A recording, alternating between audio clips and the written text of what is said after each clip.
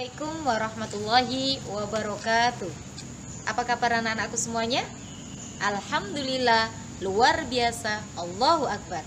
Semoga anak-anakku semuanya dalam keadaan sehat walafiat dan selalu dalam lindungan Allah Subhanahu wa Ta'ala. Anak-anakku, sebelum kita memulai pembelajaran, marilah kita membaca doa terlebih dahulu dengan harapan supaya diberi ilmu yang manfaat oleh Allah Subhanahu wa Ta'ala. Berdoa mulai. A'udzu billahi minasy syaithanir rajim. Bismillahirrahmanirrahim. Alhamdulillahi rabbil alamin. Ar-Rahmanir Rahim. Maliki yaumiddin. Iyyaka na'budu wa iyyaka nasta'in. Shiratal mustaqim Shiratal ladzina an'amta 'alaihim ghairil maghdubi 'alaihim waladdallin. Rabbighfirli wa liwalidayya walil mu'minina amin. Bismillahirrahmanirrahim.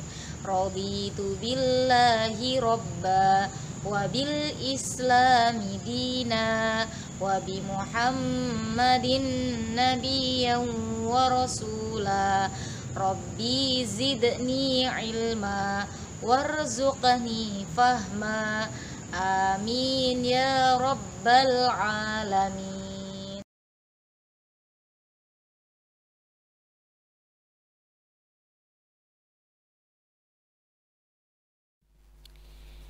Tujuan pembelajaran untuk materi pokok Nabi Muhammad SAW teladan bagi seluruh umat manusia.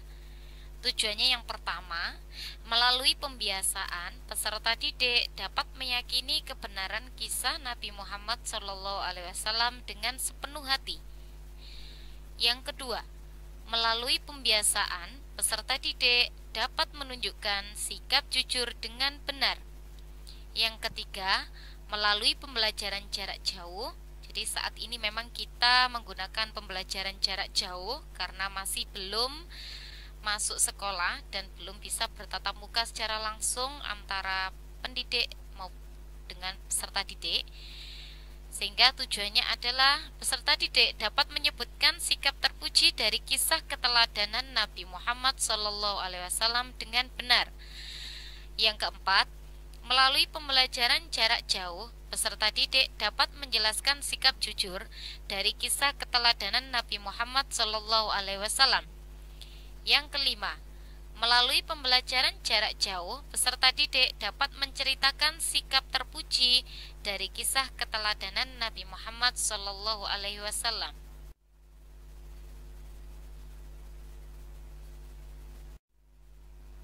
Anak-anak, mari kita lebih mengenal siapakah Nabi kita, Nabi Muhammad SAW. Jadi, Nabi Muhammad SAW terkenal jujur dalam setiap perkataan dan perbuatannya. Dengan kejujurannya, beliau mendapat gelar Al-Amin. Al-Amin itu artinya dapat dipercaya. Sejak kecil, Nabi Muhammad SAW memiliki sifat jujur. Beliau dikenal sebagai pedagang yang jujur. Jadi sejak kecil itu Nabi Muhammad sudah diajak berdagang oleh pamannya. Selain beliau sebagai pedagang yang jujur, beliau juga dikenal sebagai pemimpin yang jujur. Nabi Muhammad SAW menyuruh kita untuk senantiasa bersikap jujur. Jujur kepada Allah, kepada diri sendiri, kepada orang tua, guru, dan semua orang.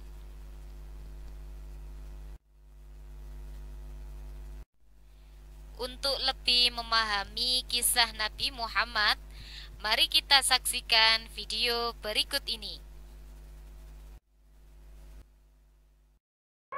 Setelah kehancuran pasukan Raja Abraha, kota Mekah semakin ternama Dari kota inilah sejarah manusia paling mulia dimulai.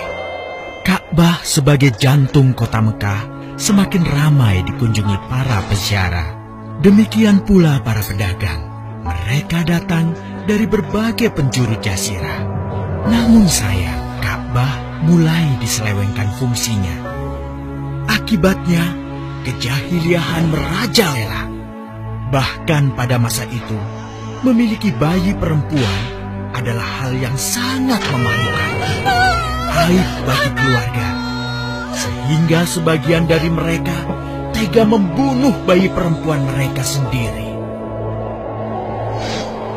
Di tengah kondisi masyarakat jahiliyah itulah Nabi Muhammad dilahirkan.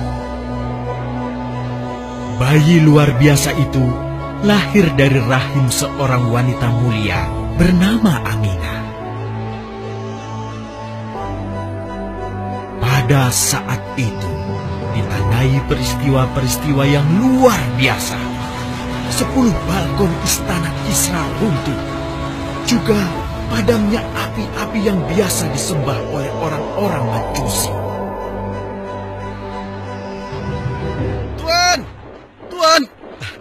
Tuan Abdul Muthalib, ada kabar gembira. Kabar gembira? Kabar gembira? Kabar gembira apa? Tuan, cucu Anda telah lahir. Benarkah? Laki-laki atau perempuan? Laki-laki, Tuan. Subhanallah, Alhamdulillah, Allahu Akbar. Kalau begitu aku ingin segera melihatnya. Mari, Tuan. Setelah mendengar itu, Abdul Muthalib bergegas menuju ke rumah Aminah.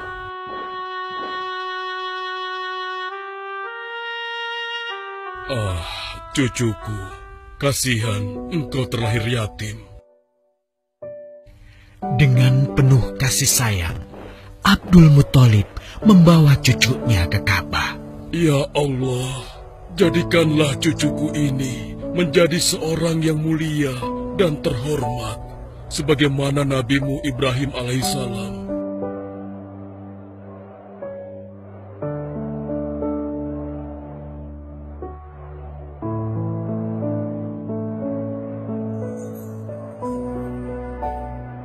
Siapa namanya, Ayah? Muhammad. Muhammad? Iya, aku akan menamainya Muhammad. Artinya yang terpuji. Kehadiran Muhammad kecil sungguh memberi kebahagiaan. Tidak hanya bagi keluarga Bani Hashim, bahkan seluruh kabilah suku Quraisy menyambutnya dengan sukacita. Kemudian Abdul Muthalib mencarikan ibu susu bagi Muhammad kecil. Kita sudah berhari-hari mencari anak susuan, yang dari situ kita akan mendapatkan imbalan yang cukup. Namun hingga saat ini, belum juga kita dapatkan. Ya, istriku, aku mengerti. Apa kita terima saja bayi yatim itu? Muhammad maksudmu? Iya, cucu dari Abdul Muthalib. Kasihan dia.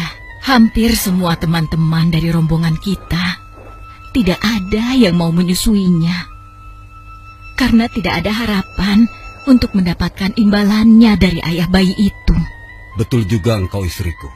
Kasihan anak itu. Aku mendukungmu jika engkau susui dia. Mudah-mudahan Allah memberikan keberkahan bagi kita. Halimah segera mendatangi Abdul Muthalib. Dia bersedia untuk menjadi ibu susu dan pengasuh bagi Muhammad kecil. Betapa gembira Abdul Muthalib mendengarnya. Halimah dari Bani Sa'ad itu akhirnya dipercaya Abdul Muthalib untuk mengasuh cucunya 2 tahun lamanya. Ayo istriku, kita berangkat sekarang. Sebentar lagi suamiku. Insya Allah kita berangkat sampai anak ini kenyang. Kalau begitu, aku lanjutkan berkemas-kemas dahulu. Hah? Ada apa suamiku? Lihat, unta dan keledai kita. Mereka demikian sehat, tidak seperti sebelumnya. Subhanallah. Betul suamiku, tidak seperti kemarin. Demi Allah, kau tidak salah memilih istriku. kau telah mengambil anak yang dipenuhi dengan barokah. Allah melimpahkan keberkahan atas Halimah dan suaminya. Mereka pulang ke kampung Bani Sa'ad dengan penuh rasa syukur. 2 tahun berlalu sudah. Tugas Halimatus Sa'diyah sesungguhnya telah usai. Saatnya Muhammad kecil harus dikembalikan kepada ibunya. Terima kasih Halimah. Engkau telah merawat anakku dengan baik selama 2 tahun. Tidak ada yang bisa kuberikan, kecuali aku berdoa. Semoga Allah memberkahi engkau dan keluargamu. Amin. Saya juga bersyukur diberikan kepercayaan dan kesempatan merawat anakmu, wahai Ibu Aminah. Namun, begini Bu, mohon maaf. Kalau boleh, izinkan aku merawat Muhammad lebih lama lagi. Aku masih sangat sayang padanya. Baiklah, kalau begitu aku setuju dengan usulmu. Bawa dan rawatlah Muhammad sebagaimana dia anakmu sendiri. Terima kasih, Ibu. Terima kasih. Begitulah, Muhammad kecil kembali ke tengah-tengah Bani Sa'ad. Ia tumbuh menjadi anak yang memiliki banyak teman karena kemuliaan akhlaknya. Tatkala berusia sekitar 4 tahun, terjadilah suatu peristiwa. Muhammad, Bu! Muhammad! Muhammad? Kenapa Muhammad? Muhammad dibawa orang. Hah? Dibawa orang? Diculik? Coba ceritakan. Ketika kami tengah bermain, tiba-tiba ada orang dewasa datang. Dia langsung membawa pergi Muhammad dan membunuhnya. Hah? Membunuhnya? Ya Allah, di mana? Di mana? Antarkan ibu ke sana. Dengan perasaan cemas, Halimah bergegas menuju tempat itu. Dan dilihatnya, Muhammad kecil tengah terduduk. Muhammad, apa yang terjadi denganmu? Dengan sangat tenang dan jelas, Muhammad kecil menceritakan apa yang telah terjadi. Bahwa seseorang telah membelah dadanya, mengambil hatinya, kemudian mencucinya dan mengembalikannya lagi ke tempatnya semula. Maka sesungguhnya yang datang itu adalah malaikat Jibril. Dia ditugaskan Allah untuk mencuci hati Rasulullah sehingga bersih dari segala kecenderungan setan. Subhanallah, sungguh anak ini bukanlah anak sembarangan. Sebaiknya aku kembalikan saja kepada ibunya. Peristiwa itu membuat Halimah sangat khawatir. Maka bergegaslah Halimah mengembalikan Muhammad kecil kepada ibunya. Menginjak usia yang ke-6 tahun, Muhammad kecil diajak ibunya untuk berziarah ke makam ayahnya, Abdullah di Yathrib. Dalam perjalanan pulang kembali ke kota Mekah, Aminah pun jatuh sakit. Dari hari ke hari, tubuhnya semakin melemah. Hingga di sebuah kota bernama Abwa, letaknya antara Mekah dan Yathrib, Aminah meninggal di sana. Dan Muhammad kecil pun menjadi seorang anak yatim piatu. Sejak itulah, Muhammad kecil dirawat dengan penuh cinta dan kasih sayang oleh kakeknya, Abdul Muthalib. Muhammad, sudah berhentilah memerah susunya. Insya Allah, sudah cukup untuk persediaan kita hari ini. Beristirahatlah sejenak. Makanlah agar kau tetap sehat.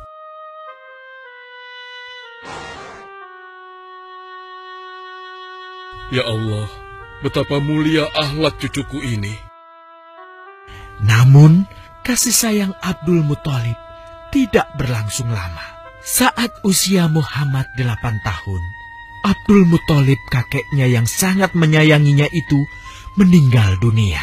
Kemudian, pengasuhan atas Muhammad pun beralih ke pamannya, Abu Thalib. Muhammad kecil tahu betul betapa sayangnya pamannya kepadanya. Di mana Muhammad? Ia tengah mengembalakan kambing milik salah seorang penduduk Mekah, suamiku. Sejak kapan dia keluar rumah? sekitar waktu subuh tadi. Subhanallah, betapa baiknya akhlak keponakanku ini. Ya Allah, maafkan ketidakmampuanku mencukupi kebutuhan keponakanku. Sayangi dan berkahilah dia. Jadikanlah dia orang yang mulia di antara manusia. Hingga saat usia Muhammad menginjak 12 tahun, pamannya Abu Thalib mengajaknya berdagang ke Syam. Sampailah mereka di satu daerah bernama Busra. Saat mereka beristirahat, datanglah seorang pendeta menghampiri. Wahai saudaraku, selamat datang di Busra. Tampaknya kalian bukan orang sini. Dari manakah kalian berasal? Terima kasih saudaraku, kami datang dari Mekah. Lalu, siapakah gerangan anak ini? Ini adalah keponakanku, Muhammad namanya. Apakah engkau bertanggung jawab atasnya, Tuan? Ya, Kemana ayahnya? ayahnya sudah meninggal sejak ia masih dalam kandungan. Oh, apakah kini dia yatim piatu? Benar, Aku sungguh beruntung bertemu dengannya. beruntung. Beruntung apa? Sungguh, keponakanmu ini adalah orang yang sangat istimewa. Oh ya? Ya, dia adalah seorang nabi, Hmm? seorang utusan Allah. Bagaimana kau tahu hal itu? Aku tahu karena aku seorang pendeta, dan berita kedatangan dia sebagai seorang utusan Allah sudah disampaikan di dalam Injil. Bahkan aku pun bisa mengetahuinya dari cincin kenabian yang berada di bagian bawah tulang rawan bahunya, yang menyerupai buah apel sebagai tanda kenabiannya. Begitulah pendeta bernama Bahira menyampaikan kepada Abu Thalib perihal kenabian Muhammad. Ia berpesan agar menjaga baik-baik keponakannya itu, karena Muhammad kelak di suatu saat nanti akan menghadapi banyak gangguan dan rintangan. Istriku, Muhammad sudah berusia 25 tahun. Aku pikir sudah saatnya dia untuk menikah. Betul suamiku. Namun, dengan siapakah dia akan kita jodohkan? Kemarin Khadijah mengirimkan utusannya dan menyatakan keinginan Khadijah untuk menjadikan Muhammad sebagai suaminya. Hah? Khadijah? Khadijah yang mulia itu? Betul istriku, Khadijah yang selama ini mempercayakan barang perniagaannya kepada Muhammad. Kenapa dia memilih Muhammad? Ya, Khadijah mengagumi kejujuran dan kebaikan akhlak Muhammad. Menurutmu sendiri bagaimana? Aku pikir Khadijah adalah wanita terbaik bagi Muhammad. Kita akan melamarnya. Tepat di usia 25 tahun, Nabi Muhammad menikahi Khadijah yang berusia 40 tahun. Dari pernikahan itu, mereka dikaruniai Allah 6 orang anak. 2 laki-laki adalah Al-Qasim dan Abdullah.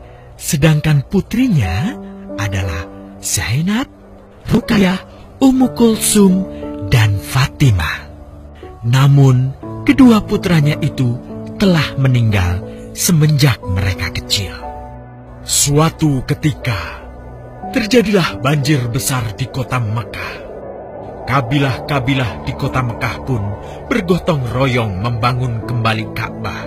Setelah pembangunannya selesai, terjadilah perselisihan antara pemuka kabilah tentang siapakah yang paling pantas meletakkan Hajar Aswad di Ka'bah. Abu Thalib, apa yang harus kita lakukan? Kita sudah bicarakan hal ini selama 5 hari, namun tidak ada titik temu. Aku khawatir akan terjadi pertumpahan darah. Sudah, begini saja. Kita sepakati bahwa masalah ini kita serahkan kepada takdir terbaik. Lihat pintu masuk Ka'bah itu. Siapapun yang pertama kali akan melewati pintu itu, dan siapapun dia, kita tidak boleh menolaknya. Setuju? Aku juga setuju. Baiklah, aku setuju. Aku juga setuju. Baiklah, kita perhatikan bersama. Tidak lama setelah kesepakatan itu, Atas izin Allah, Nabi Muhammad menjadi orang pertama yang memasuki pintu menuju Ka'bah. Alhamdulillah, segala puji bagi Allah. Ternyata Muhammad, dan memang dia adalah orang yang tidak pernah kita temui ada celah. Betul? Betul. Ya, Betul. Nabi Muhammad pun menerima kepercayaan itu. Dengan kebijaksanaannya, Nabi Muhammad meminta sehelai kain, lalu meletakkan Hajar Aswad di atasnya. Nabi Muhammad mempersilahkan seluruh pemuka kabilah untuk memegang ujung-ujungnya dan mengangkatnya secara bersama-sama. Setelah sampai pada sudut Ka'bah, giliran Nabi Muhammad meletakkan Hajar Aswad di tempatnya semula. Terhindarlah perpecahan di kota Mekah. Meskipun demikian, kegelisahan masih terus menggelayuti hati Nabi Muhammad. Kejahiliahan ada di mana-mana. Kezaliman dan kemaksiatan terus berlangsung. Ia tak habis pikir. Nabi Muhammad mulai merenung dan menyendiri untuk menghindar dari perilaku jahiliyah. Nabi Muhammad memilih tempat di sebuah goa di atas bukit sekitar Mekah. Goa Hiro. Dari mulut goa itulah Nabi Muhammad bisa memandangi kota Mekah yang dicintainya dengan pandangan yang lebih luas. Hingga suatu ketika, sesuatu yang tidak pernah terbayangkan sebelumnya terjadi. Tiba-tiba, goa itu menjadi terang benderang. Kemanapun arah mata melihat, di sanalah cahaya itu ada. Itulah malaikat Jibril. Jibril berkata, "Bacalah." Dengan gemetar, Nabi Muhammad berkata, "Aku tidak bisa membaca." Malaikat Jibril lantas merangkul Nabi Muhammad SAW dengan kuat hingga nafas beliau sesak. Seraya berkata lagi, "Bacalah." Sampai akhirnya malaikat Jibril membantunya setelah merangkulnya dan menyuruhnya membaca hingga 3 kali. Kemudian malaikat Jibril membantunya membaca. "Bacalah dengan menyebut nama Tuhanmu yang menciptakan. Dia telah menciptakan manusia dari segumpal darah. Bacalah, dan Tuhanmu lah yang paling pemurah, yang mengajarkan manusia dengan perantaraan Al-Qalam. Dia mengajarkan kepada manusia apa yang tidak diketahuinya." Kalimat suci telah terucap. Resmilah sudah. Dari dalam Goa Hiro, Allah mengangkat Nabi Muhammad SAW sebagai penuntun dari kegelapan menuju cahaya, dari keburukan menjadi kebaikan. Kalian, bagaimana video kisah Nabi Muhammad tadi? Sungguh luar biasa, bukan? Perjuangan beliau untuk membimbing umatnya, dan banyak sekali kisah teladan yang dapat kita contoh dalam kehidupan sehari-hari, sehingga hikmah yang dapat diambil dari kisah Nabi Muhammad SAW, kita dapat meneladani sifat-sifat Nabi Muhammad, khususnya masalah kejujuran, dan membuat kita semakin cinta kepada beliau.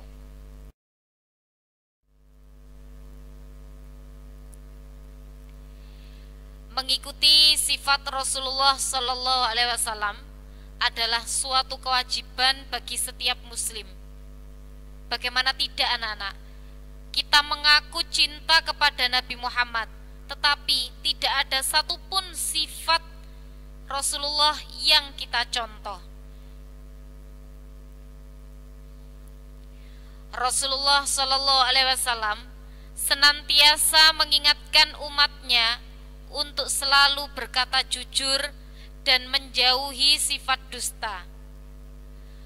Rasulullah Shallallahu Alaihi Wasallam berpesan, berperilaku jujurlah kamu, karena sesungguhnya kejujuran menuntun kepada kebaikan. Kebaikan menunjukkan jalan menuju surga. Untuk mengakhiri pembelajaran kali ini, marilah kita membaca bersama-sama doa kafaratul majelis dengan harapan semoga ilmu yang kita peroleh bisa bermanfaat dunia dan akhirat.